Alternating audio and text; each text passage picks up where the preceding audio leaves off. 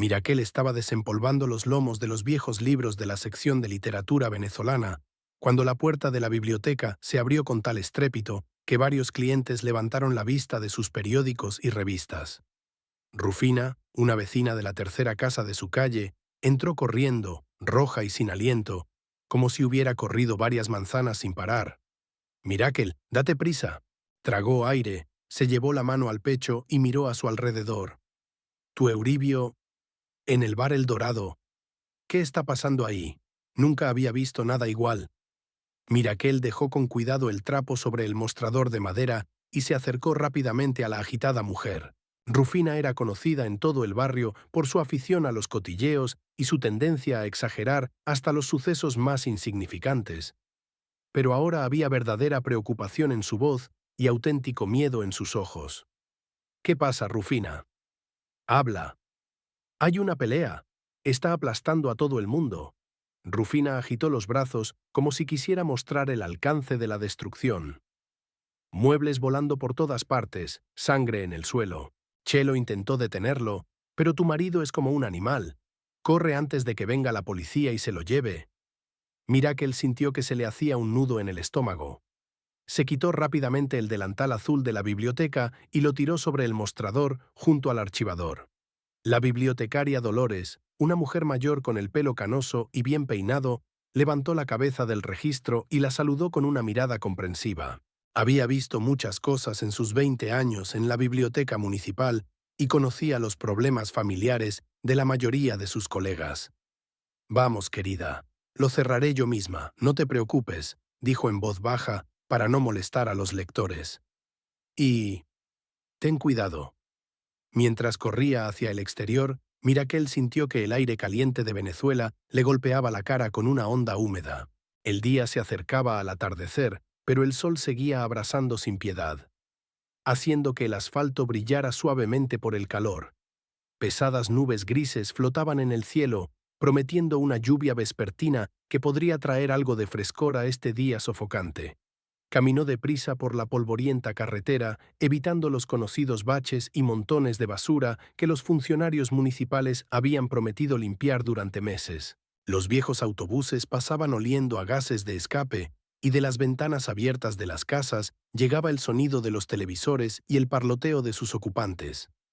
El Dorados Bar estaba a 3 manzanas de la biblioteca, en una parte de la ciudad a la que la gente decente prefería no ir después de la puesta de sol. Tenía una dudosa reputación entre hombres en paro, traficantes de poca monta y gente que prefería resolver sus problemas con los puños antes que con las palabras. Desde lejos oyó el alboroto. Gritos agudos, cristales rotos, muebles caídos y gemidos dolorosos. Unos cuantos curiosos se habían reunido a la entrada del bar, pero nadie se atrevió a entrar, prefiriendo observar desde una distancia segura. Mirakel se abrió paso entre la multitud de curiosos y se quedó paralizada en el umbral, intentando comprender el alcance de la destrucción. En el centro de la sala había una mesa de madera volcada, con una de las patas rota y tendida sobre un charco de cerveza derramada. Cerca, en el suelo, había fragmentos de botellas y platos mezclados con restos de comida. 2 sillas estaban destrozadas y su tapicería sobresalía hecha jirones. Un hombre de mediana edad, con una camisa a cuadros hecha jirones, se retorcía junto al mostrador, sujetándose la nariz rota con ambas manos, y la sangre goteaba sobre el suelo sucio. Y en el centro de este caos estaba Euribio. Su marido estaba tan borracho que apenas podía mantenerse en pie, balanceándose de un lado a otro. Pero eso no le impedía balancear la pata de su silla como si fuera un garrote.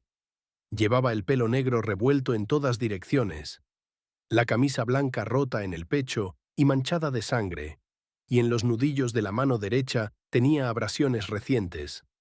Tenía los ojos inyectados en sangre y la cara enrojecida por el alcohol y la rabia. Gritaba algo en un idioma incomprensible, mezclando español con palabrotas locales que Mirakel prefería no traducir ni siquiera en su mente. A veces se detenía, respirando con dificultad, y entonces se oía llorar a una mujer en un rincón. Chelo, un camarero de 45 años con un poblado bigote, intentó acercarse al alborotado cliente desde un lateral, sosteniendo una toalla mojada en las manos y con la clara esperanza de calmar de algún modo al furioso hombre. Euribio, cálmate, amigo. Habló con la voz más calmada posible, como si se dirigiera a un animal salvaje que pudiera atacar en cualquier momento. Ya basta, ya has hecho bastante ruido. Arreglemos todos los asuntos pacíficamente. Pero Euribio se giró bruscamente en su dirección y blandió una pesada pata de palo contra el camarero.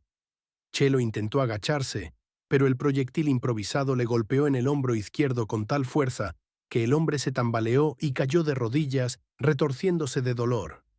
«¡Aléjate de mí!», gritó Euribio, recogiendo un trozo de botella del suelo. «Que nadie se me acerque, os voy a dar una lección». «¡Euribio!», gritó Mirakel, dando un paso hacia el interior del establecimiento. Su marido giró lentamente la cara hacia ella, entrecerrando los ojos como si estuviera frente a una luz brillante. Tenía los ojos turbios e inflamados, los párpados hinchados, el aliento le apestaba a ron y a algo aún más fuerte. Durante unos largos segundos trató de reconocerla, inclinando la cabeza hacia un lado con expresión de absoluto desconcierto. «Ah, la esposa está aquí», dijo, y sonrió torcidamente, mostrando unos dientes amarillentos. «¿Mi querida esposa ha venido a salvar a su marido de toda esta mala gente? ¡Qué conmovedor! Vamos a casa, Euribio». Mirakel se acercó con cuidado, intentando no pisar las astillas. «Es tarde, te esperan en casa. Tenemos que hablar». «¿Qué quieres decir con esperar?». Euribio se balanceó y se apoyó en el borde del mostrador con la mano libre para no caerse. «¿Quién me espera? ¿El gato? ¿O tal vez nuestros inexistentes hijos? ¿O has olvidado que no tenemos a nadie?». Mirakel apretó los dientes con tanta fuerza que le dolían las mandíbulas. Por supuesto que no tenían hijos, y era uno de esos temas dolorosos que intentaban no sacar a colación en las conversaciones. Pero esperaba que, en su delirio de borracho, él confundiera la realidad con alguna fantasía y accediera a acompañarla sin demasiado escándalo. Chelo se levantó lentamente de las rodillas, sujetándose el hombro herido. Un fino hilo de sangre le corría por la frente desde una ceja partida y ya se le estaba formando un moratón morado en la mejilla. «Sáquenlo de aquí rápido», dijo sin perder de vista a Euribio. «Antes de que venga la policía y se lo lleve a comisaría. No le denunciaré, pero si vuelve a aparecer por aquí así...». «¿Qué murmuras para tus adentros?». Euribio dio un paso amenazador hacia el camarero, agitando un fragmento de botella. «¿Me estás amenazando? ¿Crees que te tengo miedo?». Mirakel se interpuso rápidamente entre su marido y Chelo, extendiendo los brazos a los lados. «Nos vamos», dijo con la voz más firme posible. «Ahora mismo, sin hablar». Cogió a su marido por debajo del codo y tiró de él hacia la salida, sintiendo cómo sus músculos se tensaban. Euribio se resistió, intentó apartarse, pero el alcohol hacía que sus movimientos fueran lentos y torpes. Era evidente que luchaba por mantener el equilibrio. «Suéltame», murmuró. «Aún no he acabado con estos bastardos». «Sí», le cortó Mirakel. «Más que acabado». Por fin consiguieron salir a la calle. La multitud de curiosos se separó de inmediato para dejarles paso, pero muchos siguieron señalándolos con el dedo y hablando entre ellos en voz baja. Mirakel sentía sus miradas curiosas y críticas. «El coche», murmuró Euribio, mirando a su alrededor con los ojos nublados. «¿Dónde está mi maldito coche? Seguro que he venido en coche». Mirakel miró a su alrededor y vio su viejo Chevrolet blanco en el mismo bordillo de la acera. El coche estaba aparcado completamente torcido, con las ruedas delanteras en la acera y el parachoques trasero sobresaliendo hacia la calzada. «Dame las llaves», exigió extendiendo la mano.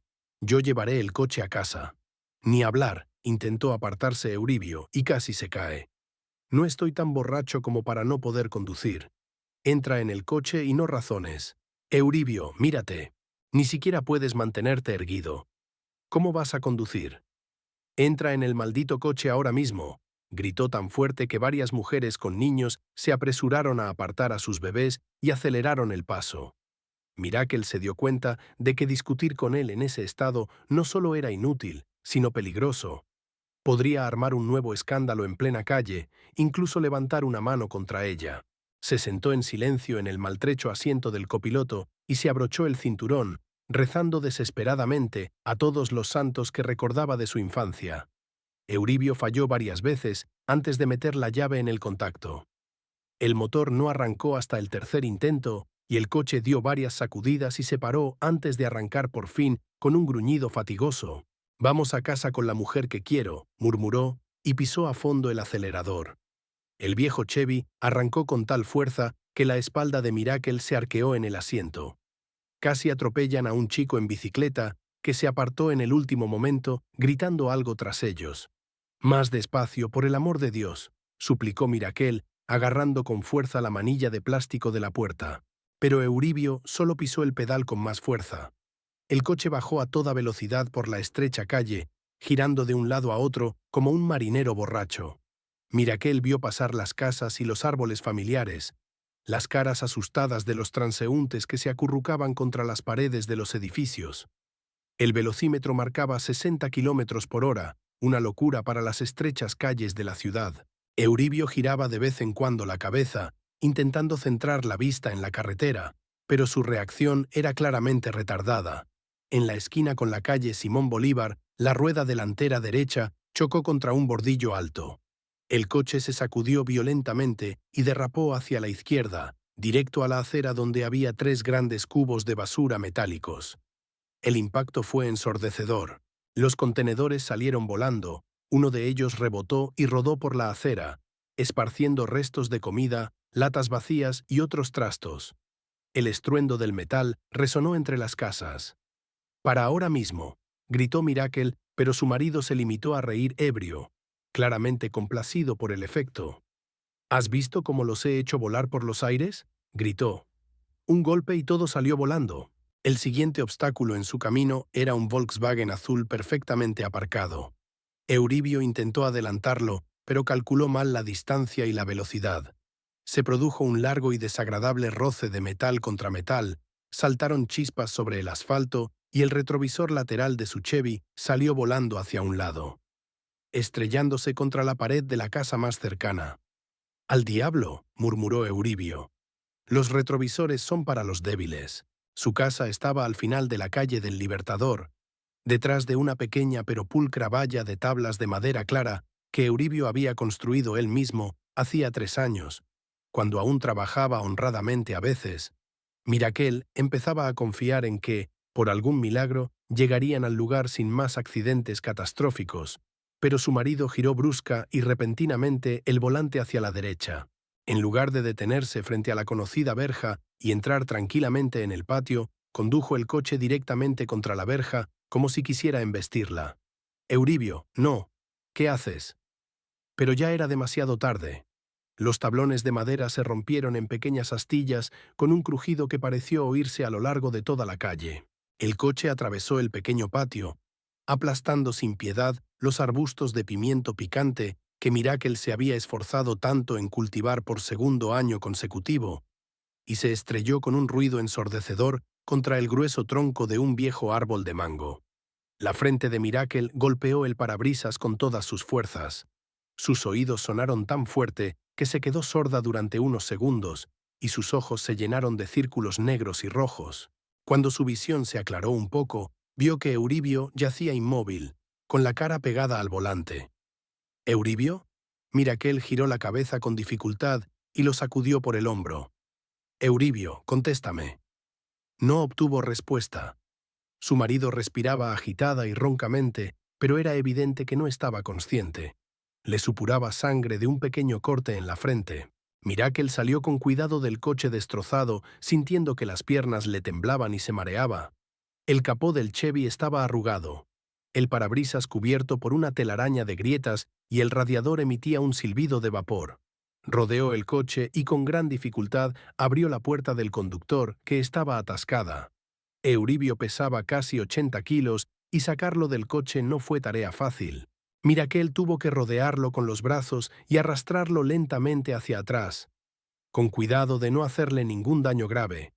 Con su peso muerto, estuvo a punto de escapársele de los brazos varias veces. Finalmente, arrastró el cuerpo sin sentido hasta el porche de su pequeña casa. Euribio se desplomó sobre los tablones de madera como un pesado saco de harina e inmediatamente empezó a roncar ruidosamente por la nariz. Tenía la camisa blanca completamente rota, la frente carmesí por los golpes contra el volante y el aliento aún le olía a alcohol. «Miracle, Miracle, ¿qué ha pasado? Dios santo». Rufina trepó por los restos destrozados de la valla y corrió rápidamente hacia ella, con los ojos desorbitados por el horror. «¿Qué demonios está pasando? He oído un estruendo terrible». «No ha sido nada, Rufina». Miracle se secó el sudor de la frente con el dorso de la mano. «Simplemente, ha bebido demasiado esta noche. Suele pasar». Rufina miró a su alrededor el coche destrozado que se había estrellado contra el árbol, las ramas rotas que ahora colgaban en tristes harapos, los arbustos de pimienta pisoteados y a Euribio roncando en el porche. «Escúchame con atención, Miracle», bajó la voz casi hasta un susurro y se inclinó más cerca. «Antes no quería decírtelo, pero ahora no puedo callarme. Se habla muy mal en la ciudad». «¿Qué clase de habladurías?» Miracle sintió que algo inquietante y frío se agitaba en lo más profundo de su estómago. «Sobre tu marido. Dicen que está relacionado con gente muy mala. Gente que roba en las casas por la noche. Ayer robaron a la familia González en la calle Bolívar, y anteayer robaron al viejo Méndez. Y cada vez que alguien veía a su Euribio por ahí». Miracle sintió que el suelo resbalaba bajo sus pies. «Son solo chismes, Rufina. Ya sabes cómo les gusta hablar a nuestros vecinos. Dales algo de qué hablar». «Quizá tengas razón», se encogió de hombros insegura. «Pero no hay humo sin fuego, como suele decirse. Solo quería avisarte para que estuvieras preparada para cualquier cosa». Ayudó a Miracle a arrastrar el pesado cuerpo de Euribio hasta el interior de la casa y luego regresó a su habitación, sacudiendo la cabeza gris y murmurando para sí misma. Miracle cerró cuidadosamente la puerta principal con los 3 cerrojos, se recostó contra ella y cerró lentamente los ojos, tratando de poner en orden sus pensamientos. La casa estaba en silencio, solo interrumpido por los ronquidos regulares de su marido y el monótono goteo del grifo de la cocina, que debería haber sido reparado hacía meses, pero nunca se había arreglado.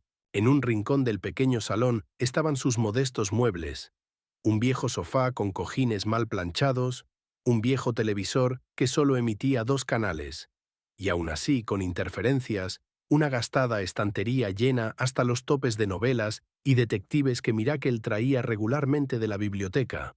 La casa más corriente de la gente más corriente de clase media. Pero por alguna razón, las inquietantes palabras de Rufina no salían de su cabeza, sonando como una molesta canción. Euribio se revolcó de lado en el suelo y murmuró algo ininteligible en una mezcla de español y otras palabras. Tenía una sonrisa de satisfacción en el rostro sin afeitar, como si hubiera tenido un sueño especialmente agradable. Miracle se quedó mirándolo largo rato y pensó con amargura que aquel hombre había sido diferente una vez. Miracle se despertó al oír que llamaban a la puerta. El sol ya estaba en lo alto del horizonte, arrojando una luz brillante en la habitación a través de las descoloridas cortinas. Euribio seguía dormido en el suelo del salón, gimiendo de vez en cuando y revolviéndose de un lado a otro. Volvieron a llamar, con más insistencia y estridencia. «Abre de una vez», dijo una voz familiar. «Sé que estás en casa». Miracle reconoció la voz de su suegra y sintió que se le hacía un nudo en el estómago. Blanca Castillo no venía a casa muy a menudo, pero cada visita era un calvario. Se puso rápidamente una bata y se dirigió a la puerta. «Buenos días, doña Blanca», dijo, abriendo los cerrojos.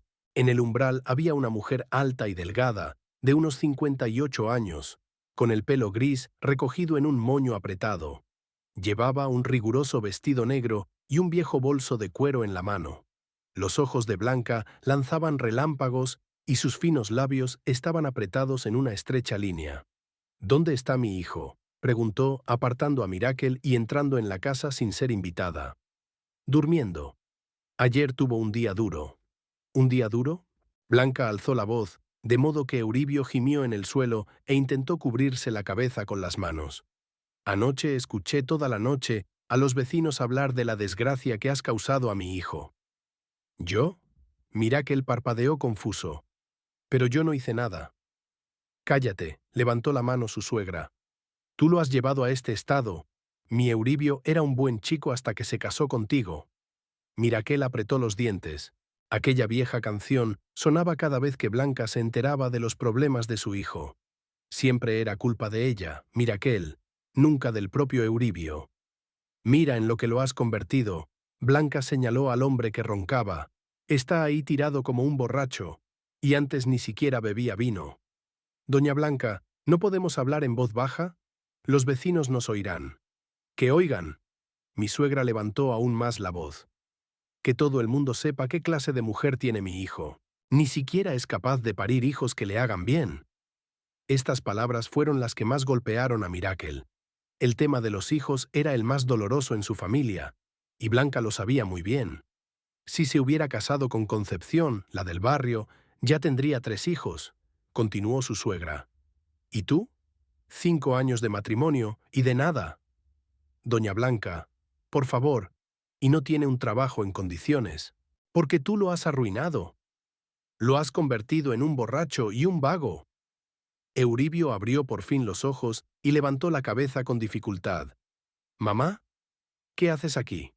«He venido a ver qué pasa». Blanca miró significativamente a Miracle. «Levántate del suelo, no eres un perro». Euribio se levantó lentamente, agarrándose a la pared.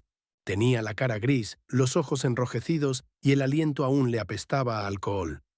«Me duele la cabeza», murmuró. «Claro que te duele la cabeza». Blanca se sacudió las manos. «Después de lo que hiciste anoche. Todo el pueblo está hablando». «¿Diciendo qué?» «Que te peleaste como un gamberro callejero en un bar, que destrozaste muebles. Una vergüenza para toda la familia». Euribio se frotó la frente y se encogió de hombros. «No me acuerdo de mucho. Había mucho ron». «Exacto». La suegra se volvió hacia Miracle. «¿Dónde has estado? ¿Por qué no vigilas a tu marido? Una esposa debe saber dónde y con quién está su marido». Miracle permaneció en silencio. Era inútil discutir con Blanca, siempre encontraba la manera de echarle la culpa a su nuera. La suegra habló durante media hora más, acusando a Miracle de todos los pecados, y finalmente se marchó, prometiendo volver dentro de una semana para ver cómo estaban. «La madre tiene razón», dijo Euribio, cuando la puerta se cerró tras Blanca. «Realmente no me sigues bien». Miracle no dijo nada y fue a preparar el desayuno. Los días siguientes transcurrieron con relativa tranquilidad. Euribio se iba a algún sitio por la mañana y volvía tarde por la noche. Normalmente un poco borracho, pero sin excesos. Miracle trabajaba en la biblioteca e intentaba no pensar en las palabras de Rufina sobre los robos. El viernes decidió hacer una limpieza general. Empezó por el salón, luego pasó al dormitorio y finalmente bajó al sótano. Era una pequeña habitación debajo de la casa donde guardaban cosas viejas, conservas y trastos viejos. Miracle encendió una bombilla y empezó a ordenar entre los escombros. Primero sacó unas cajas de libros, luego ropa vieja. Cuando llegó al rincón más alejado, intentó mover la pesada caja de madera donde antes había guardado patatas. La caja era más ligera de lo esperado. Detrás de ella, en el estrecho hueco entre la pared y la estantería, había fajos ordenados de dinero. Miracle se quedó paralizada, incapaz de creer lo que veía. Sacó con cuidado un fajo de 50 bolívares, nuevo, con una goma. Luego otro, de 100 bolívares cada uno. Y otro más. En total, había 7 fajos de distintas denominaciones. Miracle hizo una cuenta rápida. Eran unos 20.000 bolívares. Una suma enorme para su familia. ¿De dónde sacaría tanto dinero un Euribio en paro? Volvió a colocar los fajos con cuidado y guardó la caja. El corazón le latía tan fuerte que creía oírlo a su alrededor. Por la noche, cuando Euribio se había ido al bar, Miracle llamó a Yadira. «¿Podríamos vernos mañana?», le preguntó. «Necesito hablar contigo». «Sí, claro. ¿En La Palomita a las 2? Trato hecho». El café La Palomita estaba en el centro de la ciudad, cerca de la plaza principal. Era un lugar acogedor, con manteles a cuadros y olor a café recién hecho. Yadira ya estaba sentada en una mesa junto a la ventana cuando llegó Miracle. Yadira Montes era 3 años más joven que Miracle, pero aparentaba más edad de la que tenía. un trabajo a jornada completa como cajera en una tienda de ultramarinos, y 3 hijos pequeños le habían pasado factura, ojeras y las primeras canas en su pelo oscuro. «Pareces preocupada», dijo Yadira mientras pedían café. «¿Ocurre algo?» Miracle miró a su alrededor, asegurándose de que nadie le escuchaba. «He encontrado dinero en casa», dijo en voz baja. «Mucho dinero». «¿Cuánto es mucho?» «Unos 20.000 bolívares. Escondidos en el sótano». Yadira silbó. «¿Y no tienes idea de dónde salió?» «Euribio no tiene empleo oficial desde hace un año. Vivimos de mi sueldo de bibliotecaria, que ya sabes que es escaso.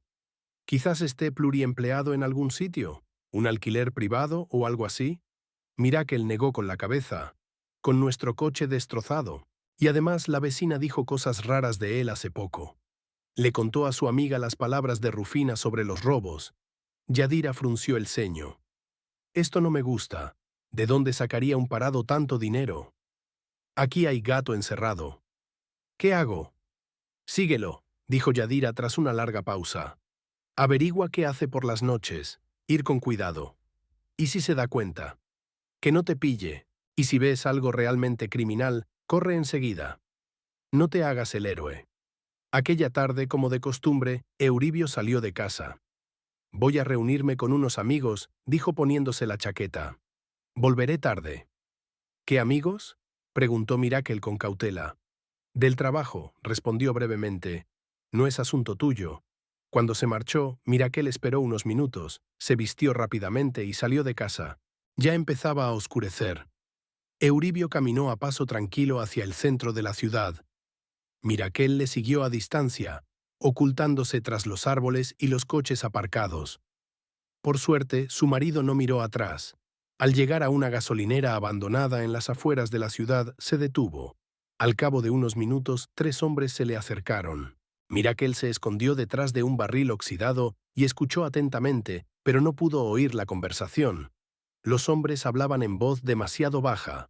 Uno de ellos sacó unas máscaras de una bolsa. Miracle vio cómo se las ponían en la cara. Después los 4 se dirigieron hacia los barrios residenciales. A Miracle se le aceleró el corazón, pero continuó siguiéndolos. El grupo llegó a la calle Simón Bolívar y se detuvo ante una pequeña casa con tejado de tejas rojas. Lo que ocurrió a continuación la horrorizó. Los hombres rompieron rápida y coherentemente la cerradura de la puerta principal e irrumpieron en el interior. Se oyeron gritos y forcejeos en la casa. 10 minutos después empezaron a sacar cosas: un televisor, algunas cajas, una bolsa con algo pesado. Cargaron todo el botín en un viejo camión que esperaba a la vuelta de la esquina. Miracle apenas tuvo tiempo de esconderse detrás de la valla cuando pasó el camión. Los siguió durante otra media hora hasta que llegaron a un almacén abandonado a las afueras de la ciudad. Allí los hombres descargaron su botín y se fueron a casa. De vuelta a casa, Miracle no pudo dormir en mucho tiempo. Los mismos pensamientos le rondaban la cabeza. Su marido era un ladrón, un auténtico delincuente que robaba en casas ajenas. Al día siguiente, decidió hablar con él detenidamente. «Euribio», le dijo durante el desayuno, «¿tenemos dinero en casa?» Él la miró con recelo. «¿Qué dinero?» «Bueno, algunos ahorros, para un día lluvioso». «¿Por qué quieres saberlo?» «Simple curiosidad. Vivimos de mi sueldo, que es poco. Me gustaría saber si tenemos ahorros». Euribio dejó a un lado la cuchara y miró a su mujer con atención. «¿Has encontrado algo?» Su voz se volvió dura. «¿Yo? No, nada. Solo preguntaba». «Mientes», se levantó lentamente de la mesa. «Encontraste algo en la casa». «¿Dónde?» «Euribio, yo no». Dio un paso hacia ella y la golpeó bruscamente. El golpe le dio en la mejilla izquierda y Miracle cayó al suelo sorprendido. «No te metas en mis asuntos», gritó. «¿Me oyes? No te metas en mis asuntos». Miracle se llevó la mano a la mejilla encendida y miró a su marido. Vio algo aterrador en sus ojos, una rabia fría que nunca antes había notado. «Olvida todo lo que has visto, o crees haber visto», dijo más bajo, pero no menos amenazador. «Y no hagas más preguntas estúpidas. ¿Lo has entendido?» Miracle asintió en silencio, dudando si levantarse del suelo. Euribio permaneció un momento junto a ella, respirando con dificultad, y luego se dio la vuelta y salió de la casa, dando un sonoro portazo. Mirakel se quedó sentada en el suelo de la cocina, sujetándose la mejilla dolorida y dándose cuenta de que su vida acababa de dar un vuelco total.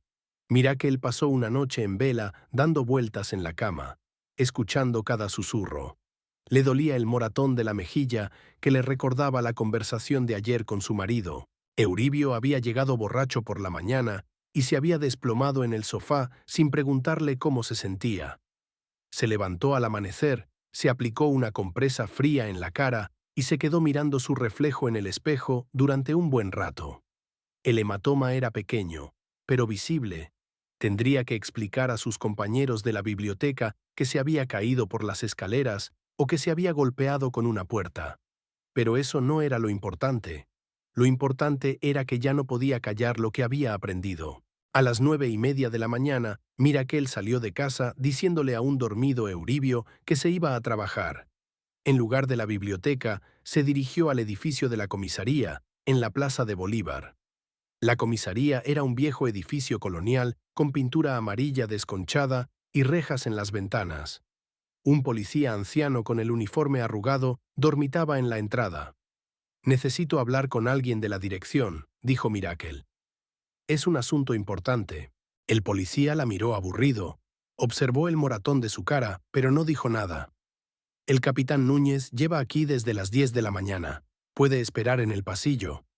Mirakel se sentó en un banco de madera del mal ventilado pasillo y esperó. Pasaban policías trayendo detenidos. Alguien discutía a gritos en una de las habitaciones, el habitual ajetreo matinal de una comisaría de provincias. A las 10 en punto, la invitaron a pasar al despacho del capitán. Osvaldo Núñez era un hombre de unos 45 años, de complexión robusta, bigote cuidado y atentos ojos marrones. Le indicó a Mirakel que se sentara en la silla frente a su escritorio. «La escucho, señora Castillo». «Mirakel Castillo». «¿Qué la trae por aquí, señora Castillo?» Mirakel respiró hondo. Ya no había marcha atrás. «Quiero denunciar unos delitos», dijo. «Robos en casas de nuestro barrio». El capitán se enderezó en su silla. «¿Fue testigo de un robo?» «No exactamente. Sé quién lo está haciendo». «Continúe». «Mi marido, Euribio Castillo, se dedica al robo con 3 cómplices. Anoche les seguí y les vi robar en una casa de la calle Simón Bolívar». El capitán Núñez escrutó su rostro, observando el hematoma. «Es una acusación grave, señora. ¿Está segura de lo que dice?» «Totalmente segura. Encontré dinero escondido en nuestra casa, unos 20.000 bolívares. Mi esposo está oficialmente desempleado. Vivimos de mi salario como bibliotecaria. ¿De dónde sacó tanto dinero?» «Cuénteme más sobre lo que vio ayer». Mirakel describió con detalle cómo había seguido a Euribio. El encuentro en la gasolinera abandonada, el robo de la casa y el almacén a las afueras de la ciudad donde los delincuentes se habían llevado el botín. El capitán tomó notas y de vez en cuando hizo preguntas complementarias. «¿Puede describir a los cómplices de su marido?» «Uno era alto y delgado, con barba. El otro es bajo, gordo y cojea de la pierna izquierda. El tercero es de estatura media y tiene una gran cicatriz en el brazo». «¿Y el almacén? ¿Puedes enseñarme dónde está?» «Sí, es un viejo edificio de ladrillo a unos 5 kilómetros de la ciudad, cerca de la granja abandonada de Mendoza». El capitán dejó el bolígrafo y miró seriamente a Mirakel. «Señora Castillo, ¿se da cuenta de que está acusando a su propio marido de graves delitos? Si lo detenemos, tendrá que declarar ante un tribunal. ¿Está preparada para ello?» Mirakel pensó en el moratón de su mejilla, en el miedo en los ojos de los hombres asaltados, en el dinero del sótano. «Lo estoy», dijo con firmeza. «Bien, necesito que firme una declaración oficial. El sargento Gómez le tomará una transcripción de su declaración». Mirakel pasó la hora siguiente detallando todo lo que sabía al joven sargento, que anotó cuidadosamente cada palabra. Luego le trajeron una declaración mecanografiada. Leyó el documento con atención, comprobando cada línea. Todo era correcto. El hallazgo del dinero, la vigilancia de su marido, la descripción del robo. «Firme aquí», señaló el sargento al final de la hoja. Y ponle la fecha. Miracle cogió el bolígrafo. Le temblaba la mano. Se daba cuenta de que con esa firma tachaba su vida anterior. Pero no había otra salida. Firmó y fechó el 23 de octubre. ¿Qué pasará ahora?, preguntó al capitán. Comprobaremos sus declaraciones, vigilaremos a los sospechosos. Si los hechos se confirman, detendremos a su marido y a sus cómplices. ¿Cuándo puede ocurrir eso? En los próximos días. No se preocupe, lo haremos rápido y ordenado. ¿Qué se supone que debo hacer? Ve a casa y compórtate como de costumbre. No le muestres a tu marido que algo ha cambiado. Es importante para el éxito de la operación. Miracle asintió y se levantó. Señora Castillo, la llamó el capitán, ha hecho usted lo correcto. Sé que no es fácil acusar a su marido, pero la ley es lo más importante. De camino a casa, Miracle entró en la biblioteca y le dijo a Dolores que no se encontraba bien. Era cierto, la cabeza le daba vueltas y el estómago se le revolvía de excitación. Claro, vete a casa, dijo la anciana colega con simpatía, y ve al médico, porque tienes la cara hecha polvo. En casa, Euribio estaba despierto. Estaba sentado en la cocina, bebiendo café y con aspecto sombrío. «Has llegado pronto del trabajo», dijo. «Me duele la cabeza», mintió Miracle. «He pedido el día libre». «Vale. Escucha, mañana tenemos que ir a casa de mamá». Miracle estaba preocupado. «¿Por qué?» «Tiene problemas con las escrituras de la casa. Tenemos que ir a los archivos para resolverlo. Me pidió que la ayudara». «¿Por qué lo haría? Es un asunto familiar». «Porque eres mi mujer», dijo Euribio secamente. «Deberías involucrarte en los asuntos familiares». Algo en su tono incomodó a Miracle, pero no discutió. «De acuerdo. ¿A qué hora partimos?» «Por la mañana. A las 9». La noche transcurrió tranquila. Euribio se quedó en casa, vio la tele y se acostó temprano. Miracle estuvo despierta mucho tiempo, pensando en la detención de su marido mañana. Se preguntó si el capitán Núñez ya habría organizado la vigilancia. ¿O seguiría comprobando su testimonio? Por la mañana, Euribio la despertó a las 9:30. «Prepárate, vamos a casa de mamá». Subieron al viejo Chevrolet que Euribio había arreglado tras el accidente. El coche arrancó con dificultad y circuló con un rugido áspero. Durante los primeros 10 minutos, condujeron por la carretera familiar hasta la casa de su suegra. Pero de repente, Euribio giró en sentido contrario. «¿A dónde vais?», se preguntó Miracle. «La casa de tu madre está en la otra dirección». «Antes pararemos en algún lugar del camino», respondió brevemente. «¿Dónde?» «Ya lo averiguarás». Había algo siniestro en la voz de Euribio. Miracle sintió un escalofrío. Condujeron hacia el complejo hospitalario de las afueras de la ciudad. Miracle conocía el lugar. El hospital de la ciudad, la maternidad y... «Euribio, no vamos al hospital, ¿verdad?», preguntó ella, intentando mantener la calma. «Sí, vamos».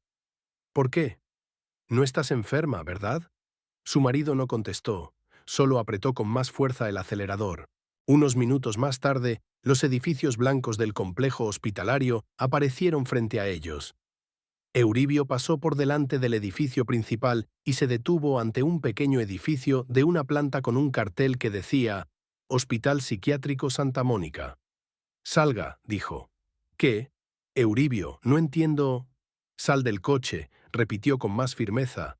«¿Pero por qué iba a ir a un hospital psiquiátrico? Estoy sano». Euribio salió del coche, lo rodeó y abrió la puerta del lado del copiloto.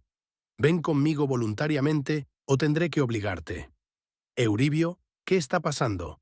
Explícamelo». Pero su marido no se lo explicó. La cogió firmemente del brazo y la arrastró hacia la entrada del hospital. Miracle intentó resistirse, pero él era mucho más fuerte. En la sala de urgencias les esperaban 2 celadores con batas blancas. «¿Euribio Castillo?», preguntó el mayor, un hombre mayor con barba canosa. «Sí, y esta es mi mujer, de la que le hablé». «Ya veo, estamos listos para ella». «No», gritó Miracle, «no estoy enfermo. No quiero quedarme aquí». «Todos los enfermos dicen eso», dijo tranquilamente el celador. «No te preocupes, cuidaremos de ti». El segundo ordenanza, un chico joven de rostro indiferente, cogió a Miracle bajo el otro brazo. Vamos, no te resistas. Euribio. Miracle se volvió hacia su marido. ¿Qué haces? ¿Por qué? Necesitas tratamiento, dijo fríamente. Te has convertido en un peligro para ti mismo y para los demás. Eso no es verdad. Estoy sano. El doctor Aguilar vendrá pronto para explicárselo todo. Los camilleros arrastraron a Miracle por el pasillo del hospital. Intentó soltarse, gritando, exigiendo explicaciones, pero nadie le prestó atención. La condujeron a una pequeña habitación, la número 17, con 2 camas, una mesilla de noche y barrotes en las ventanas. Los celadores la empujaron literalmente al interior y cerraron la puerta. Abra, golpeó Miracle la puerta. Exijo una explicación. No estoy enferma. Nadie respondió. Media hora más tarde, la puerta se abrió y un hombre de mediana edad, con bata blanca, entró en la habitación. Era médico. El doctor Leonidas Aguilar, según el cartel que llevaba en el pecho. Señora Castillo, dijo tomando una silla junto a la cama. Soy el médico jefe de este departamento. Su marido la ha traído para que la tratemos. ¿Qué tratamiento? Estoy perfectamente sana. Debe de haber algún error. Me temo que no. Tengo todos los documentos necesarios. El médico sacó unas hojas de una carpeta. Su marido ha solicitado la hospitalización obligatoria. Afirma que usted sufre manía persecutoria, ve amenazas inexistentes, le acusa de delitos que no ha cometido.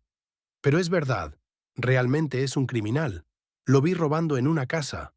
¿Lo ve? El médico sacudió la cabeza. Típico cuadro clínico. Los pacientes con este diagnóstico siempre insisten en que sus alucinaciones son reales.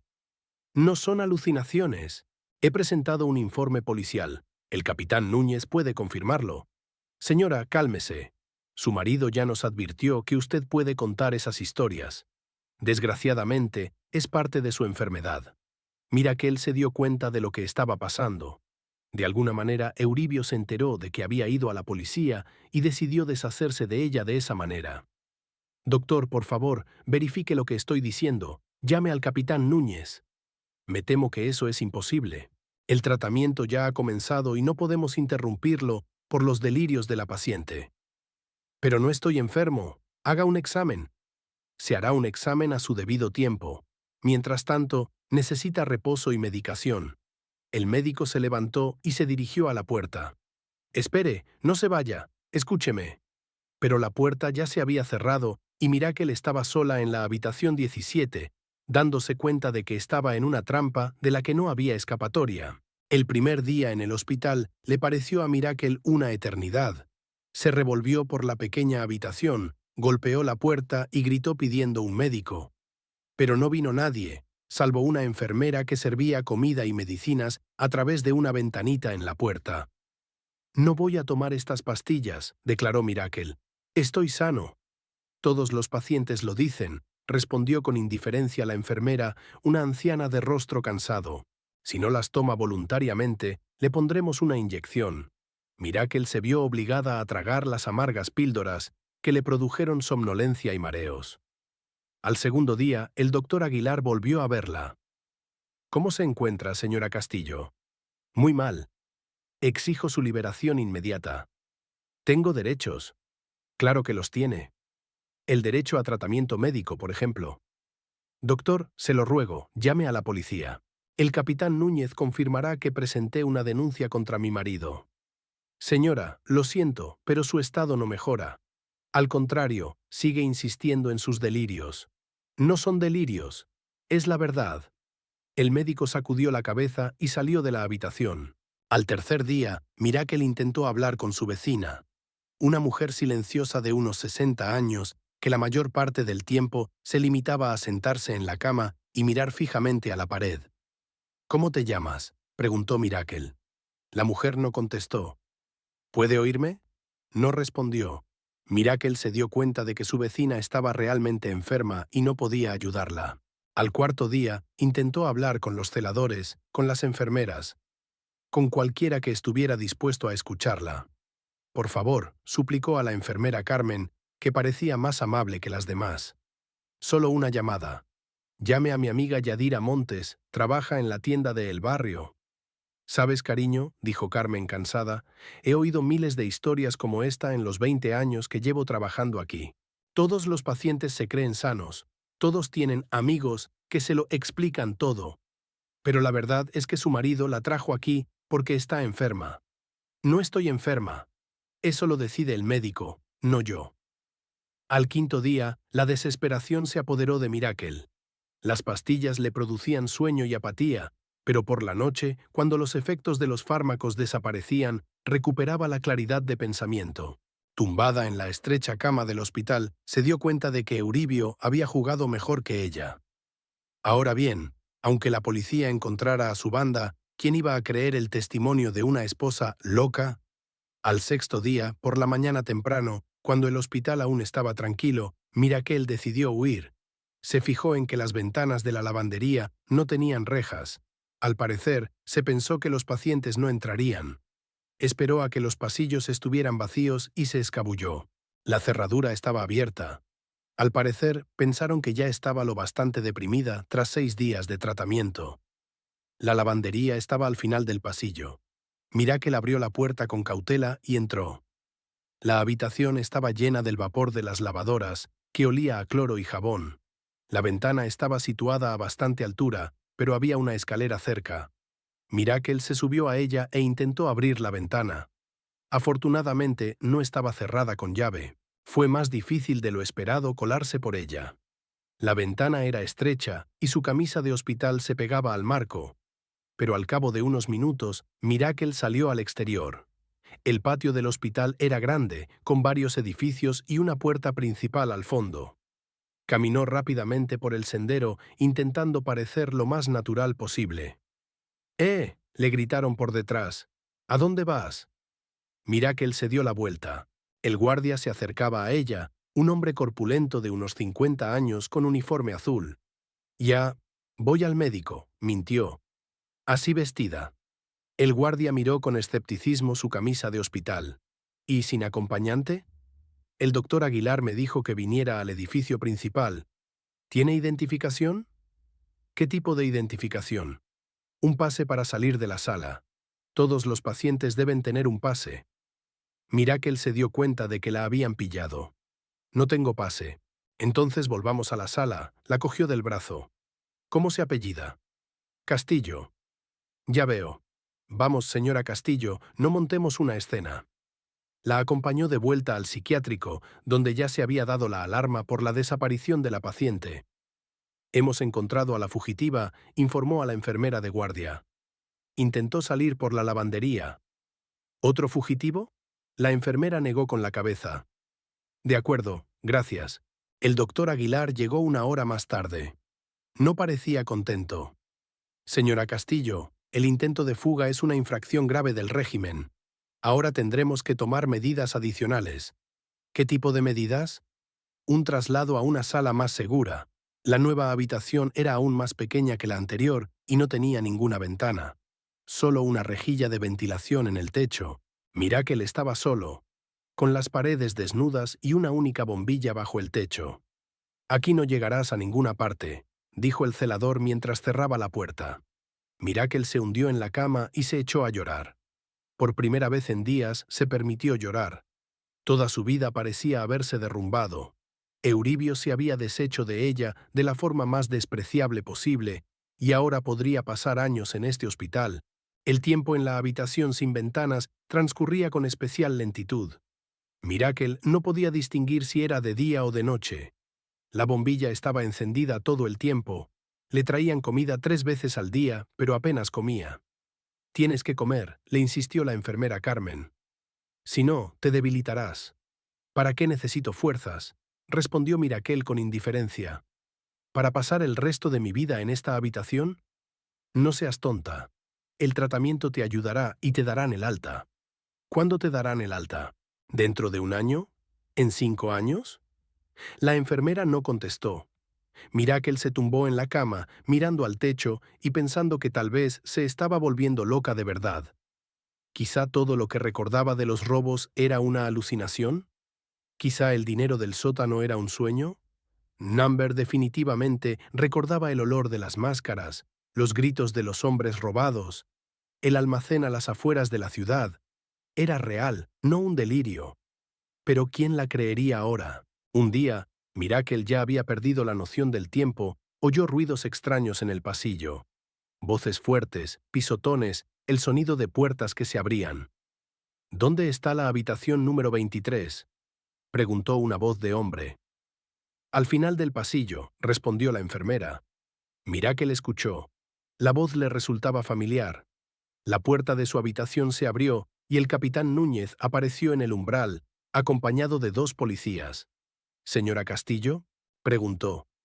Miracle se sentó en la cama, incapaz de creer lo que veían sus ojos. «Capitán, ha venido. Sabía que encontraríais la verdad. Hemos venido a llevarte. Preparaos». «Pero, ¿qué ha pasado?». «Te lo diré en el camino. ¿Dónde está tu ropa?». Las enfermeras me dieron una camisa de hospital. El capitán salió al pasillo y dijo en voz alta: «Devuélvanle sus cosas a esta mujer inmediatamente. Tenemos una orden de salida». Unos minutos después, una enfermera trajo la ropa de Miracle. Ella se cambió rápidamente, aún sin creerse que la pesadilla hubiera terminado. «Vamos», dijo el capitán. Caminaron por el pasillo, pasando por delante de las salas, de las enfermeras y los enfermeros sorprendidos. El doctor Aguilar intentó detenerlos. «Capitán, esta mujer está enferma. Necesita tratamiento». «Esta mujer está sana y ha sido ingresada ilegalmente en su hospital», replicó secamente Núñez. «Le sugiero que reconsidere sus criterios de admisión de pacientes». Fuera, Miracle respiró el aire fresco. El sol parecía increíblemente brillante después de la oscura habitación. «Capitán, ¿qué ha pasado?», preguntó mientras subía al coche de policía. «Hemos detenido a su marido y a sus cómplices. Los pillamos infraganti durante un robo en casa de un comerciante llamado Fernández, en la calle Mirando». «¿Cuándo fue eso?». «Anteayer. Pusimos vigilancia según lo planeado, pero cambiaron su horario. Fueron directamente a la nueva víctima en vez de al almacén». «¿Cómo sabías que estaba en el hospital?». «Tu amiga, Yadira Montes. Ella vino a nosotros hace 3 días, dijo que habías desaparecido. Empezamos a buscarte y descubrimos que tu marido te había ingresado en un psiquiátrico para recibir tratamiento». «¿Yadira lo sabe?». «Claro que lo sabe. Ahora mismo está esperando en la puerta del hospital». Efectivamente, una figura familiar estaba de pie en la puerta principal. Yadira corrió hacia Miracle en cuanto la vio. «Gracias a Dios», abrazó a su amiga. «Estaba tan preocupada. Cuando no viniste a trabajar ni apareciste por casa, supe que algo iba mal». «¿Cómo sabías que tenías que buscarme en el hospital?», pregunté a los vecinos. «Rufina vio cómo Euribio te llevaba en coche esta mañana. Y entonces recordé lo que dijiste sobre el dinero y los robos. Sumé 2 y 2. El capitán se acercó a ellos. «Señora Castillo, tendrá que venir mañana a comisaría para seguir declarando. Ahora descanse un poco. ¿Qué pasará con Euribio? El tribunal decidirá. Pero dada la gravedad de los delitos y el intento de encubrir al testigo con una hospitalización ilegal, le espera una larga condena». Yadira cogió a Miracle bajo el brazo. «Vamos a mi casa. Tengo una habitación de invitados. Puedes dormir allí. Mañana decidiremos qué hacer a continuación». Miracle asintió. No quería volver a la casa donde había vivido 5 años con Euribio. Allí había demasiados recuerdos que ahora le parecían falsos. De camino a casa de Yadira, Miracle miró por la ventanilla del coche las calles que le eran familiares y pensó en que su vida empezaba de nuevo. Se cerraba un capítulo terrible, pero aún no sabía qué pasaría después. «Yadira», dijo en voz baja, «gracias. Si no hubiera sido por ti, me habría quedado en ese hospital para siempre». «No seas tonta», le dijo su amiga. «¿Para qué sirven los amigos sino para sacarse mutuamente de apuros?». Miracle sonrió. Por primera vez en muchos días, el 22 de diciembre, 2 meses después de la detención de Euribio, comenzó en el juzgado del condado el juicio por los robos con allanamiento de morada en la ciudad. Miracle se levantó antes del amanecer de aquel día, a pesar de que el juicio no estaba programado hasta las 10 de la mañana. Muchas cosas habían cambiado en su vida en aquellos 2 meses. Seguía viviendo con Yadira, que insistía en que su amigo no volviera a la casa con pesados recuerdos. Hubo que vender la casa para pagar las deudas de Euribio y a un abogado para el divorcio. El dinero encontrado en el sótano fue incautado por la policía como prueba. Mirakel volvió a trabajar en la biblioteca, donde sus compañeros la recibieron con comprensión y simpatía. Dolores incluso le ofreció un ascenso. El puesto de encargada de la sala de lectura había quedado vacante justo a tiempo.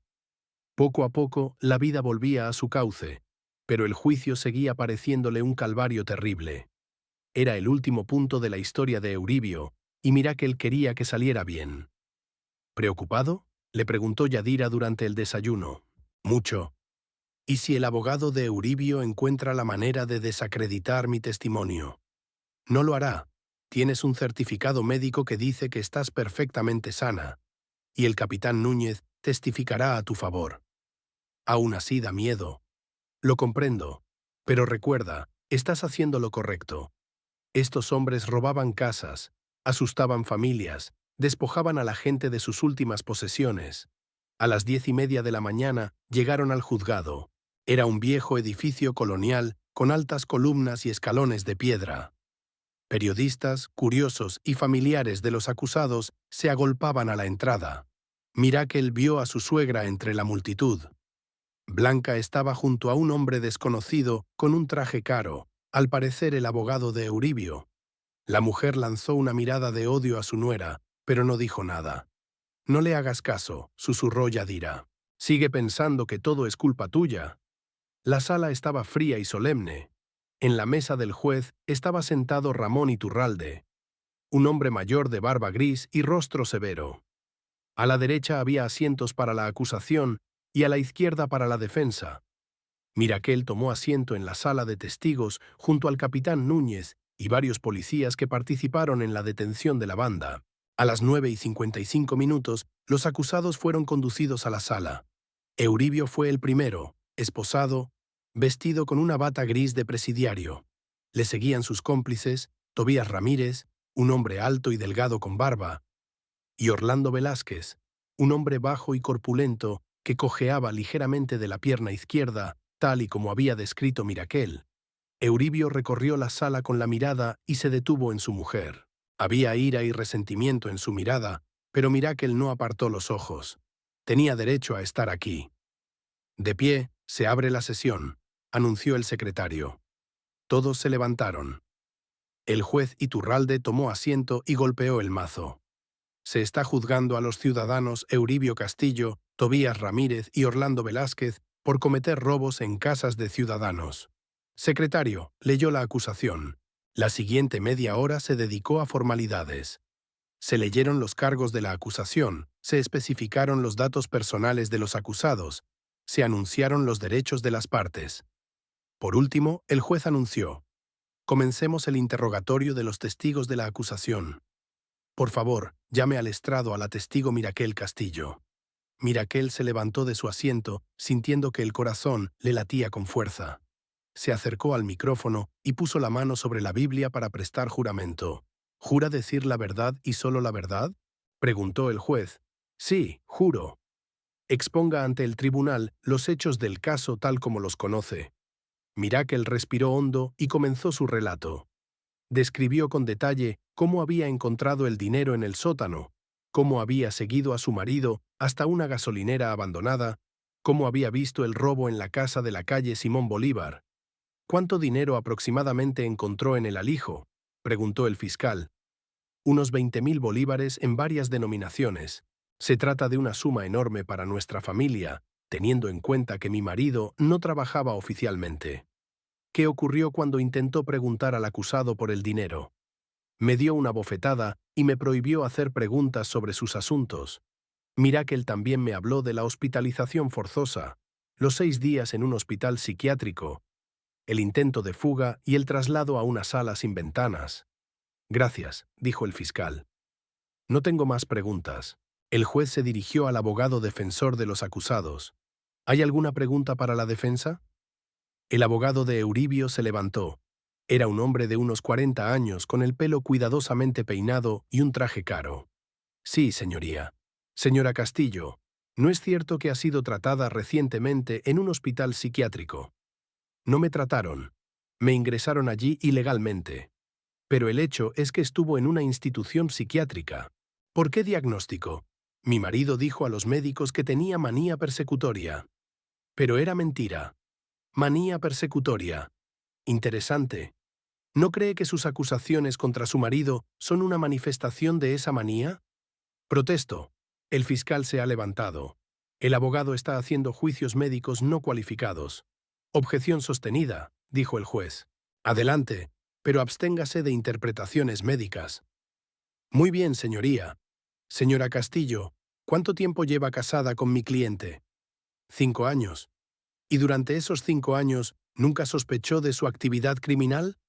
No, nunca. Qué raro. Si llevaba tanto tiempo robando como dice la acusación, ¿no se dio cuenta su mujer? No lo sabía. Ocultó sus actividades. ¿O se lo inventó todo después de una pelea con su marido? Protesto. El fiscal se ha metido de nuevo. El abogado asume hechos no probados. Protesto. Señoría, dijo el abogado, solicito que se excluya el testimonio de esta testigo por no ser fiable, dada su estancia en un hospital psiquiátrico. Es una moción seria, dijo el juez. Señor fiscal, ¿tiene algún documento sobre el estado mental de la testigo? El fiscal se levantó y sacó varias hojas de una carpeta. Sí, señoría. Presento al tribunal el informe de una comisión médica independiente realizada tras el alta hospitalaria de la señora Castillo. 3 psiquiatras concluyeron unánimemente que se encontraba en perfecto estado de salud mental y que nunca había padecido ningún trastorno psíquico. Además, continuó el fiscal, presento la opinión de que el diagnóstico realizado en el Hospital Santa Mónica se hizo sin un examen adecuado, basándose únicamente en las palabras del marido de la paciente. El abogado defensor parecía confuso.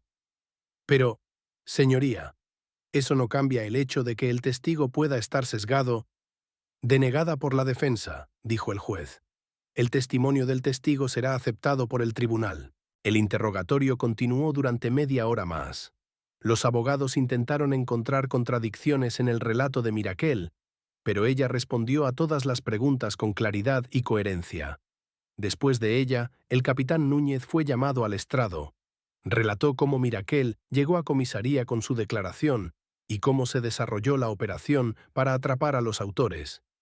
Organizamos la vigilancia de los sospechosos basándonos en el testimonio de la señora Castillo, dijo el capitán. 2 días después de su desaparición, descubrimos a la banda intentando robar en casa de un comerciante de Fernández. Los 3 fueron detenidos infraganti. ¿Qué se encontró exactamente en los detenidos?, preguntó el fiscal. Máscaras, ganzúas, objetos robados en la casa de Fernández. Además, en el almacén cuya ubicación había indicado la señora Castillo, encontramos objetos de otros 5 robos. La defensa intentó también poner en duda el testimonio del capitán, pero sin éxito. Los hechos eran demasiado evidentes. Los siguientes testigos fueron las víctimas de los robos. Un anciano vendedor ambulante llamado Fernández, la familia González, otras víctimas.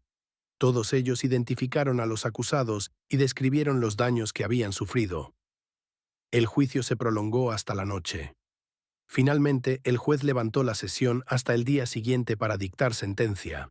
A la mañana siguiente, la sala estaba llena. Todos esperaban la sentencia del juez Iturralde. «Levantaos, que viene el tribunal». El juez tomó asiento y comenzó a anunciar el veredicto. Habiendo examinado los materiales del caso y escuchado el testimonio de los testigos, el tribunal llega a la conclusión de que los 3 acusados son culpables de los delitos que se les imputan. Se oyó un murmullo de voces en la sala.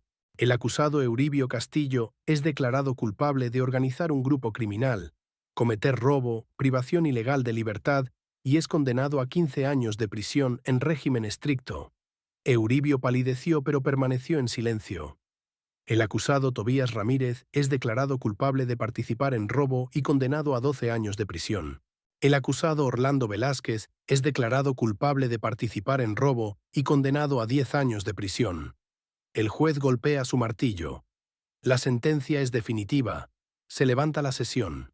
Mientras los escoltas se acercaban al estrado, Euribio se volvió repentinamente hacia el público y gritó: «Mirakel, Eres una carga para mí. Siempre has sido una carga. Tú eres la razón por la que estoy aquí. Euribio, cállate. Le espetó su abogado. Solo estás empeorando las cosas para ti. Pero Euribio siguió gritando. Me arruinaste la vida. Traicionaste a tu propio marido. Te odio. El abogado sacó rápidamente un documento de una carpeta y se lo puso a Euribio delante de las narices. Mira la fecha, dijo. 23 de octubre. Ella firmó la declaración el día antes de que la llevaras al hospital. Euribio miró el papel y se quedó callado. Su rostro se contorsionó de comprensión. El día anterior a... murmuró. Entonces ya había... Sí, ya te había denunciado cuando decidiste deshacerte de ella. Tu plan fracasó desde el principio. Euribio bajó la cabeza. Los guardias le cogieron por los brazos y le condujeron hacia la salida. Ya no se resistió ni gritó. Mirakel vio cómo se llevaban al hombre con el que había vivido 5 años. Esperaba sentir alivio o incluso regodeo, pero en lugar de eso, solo sintió vacío. Se acabó, dijo Yadira cogiéndola del brazo. Puedes empezar una nueva vida. Sí, respondió Mirakel en voz baja. Por fin se había acabado. Salieron del juzgado en el luminoso día de diciembre. Tenían por delante una nueva vida, sin miedo, sin mentiras, sin crímenes.